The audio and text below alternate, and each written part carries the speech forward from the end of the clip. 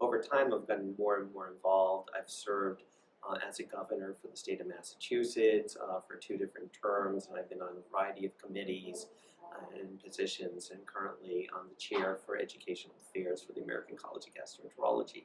And as part of my responsibilities as the chair of educational affairs, I plan the annual committee, program committee, which selects the symposiums, the speakers, the topics, and I also chair the scientific selection process that picks the abstracts for oral presentation as well as for poster presentation. I look at it sort of in totality, which starts with the courses that are offered by the American College of Gastroentrology. So, it's a long week. I was here on Friday, and there are practice management courses that are going on at the same time as courses that are intended to be a sort of a refresher of overall gastroenterology and be preparation for people taking the boards or retaking the boards. And so the courses start on Friday, and then on Saturday, Sunday is sort of the premier course that I had alluded to earlier, which is their postgraduate course, which is just incredible. This year was, I attended as much as I could between other obligations, but the quality is just fantastic. Just sitting there listening to the speakers present, and it provides a broad overview. And then as we came into the meeting, and the meeting started today, the scientific part of it, the science is really strong. We had 2,265 abstracts that were submitted this year, of which 68 are oral presentations.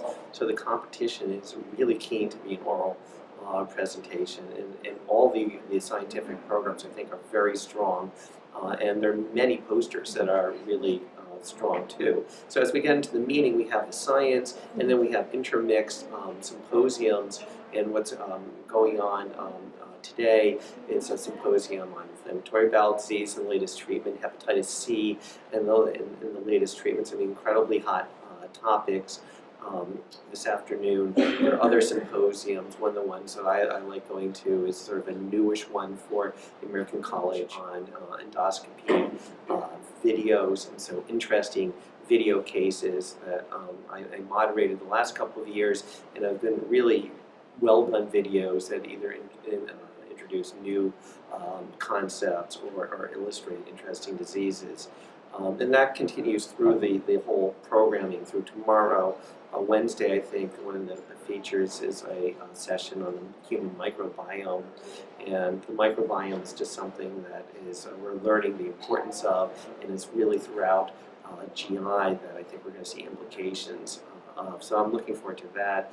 And then even more than that, there are breakfast sessions, and our breakfast sessions are really amazing. And part of my putting together the program, we have, I think, 10 symposiums that are orals.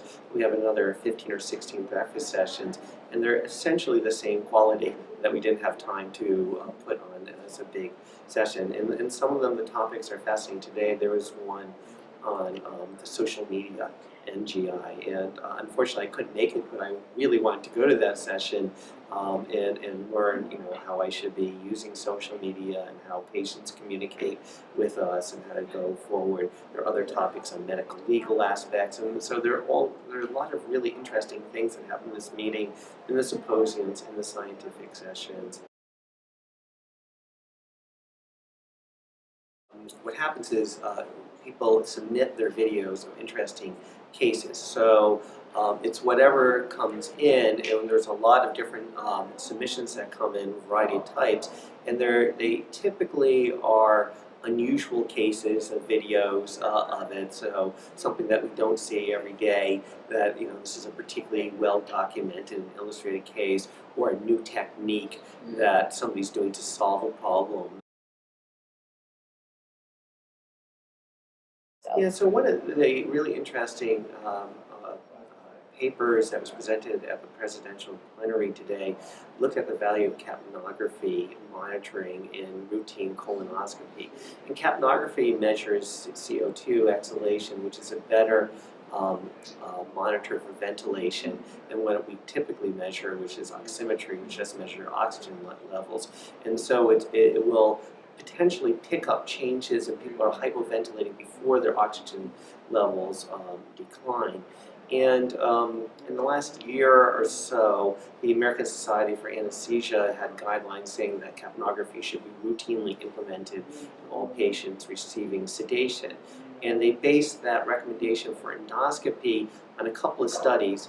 But the studies that it was based on were all ERCP, endoscopic ultrasound, and more complex, more prolonged procedures. And most procedures that are done are colonoscopy and upper endoscopy in this country. So it's really not really clear whether there is a value, because there has not been any studies that have looked at this. And so one of the premier groups in the country from the Cleveland Clinic did a study looking at patients who had capnography monitoring during colonoscopy, but they randomized them so they could see the capnography monitoring and could act on it, or not see it, and they're doing their usual care.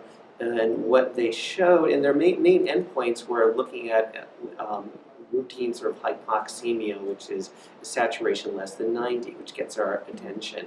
And actually, there wasn't any difference between the two arms in their main study outcome of hypoxemia. So in some ways, you would think, well, okay, their study showed there was no difference. But if you look more carefully at the results, that in more severe episodes of hypoxemia, which was defined as a saturation less than 85%, they were more common in the group that did not receive the capnography monitoring. And it's not clear how clinically significant these episodes were in this group, but it does point out that capnography monitoring has the ability to be an early indicator of more severe episodes and prevent them from happening. These are the more clinically significant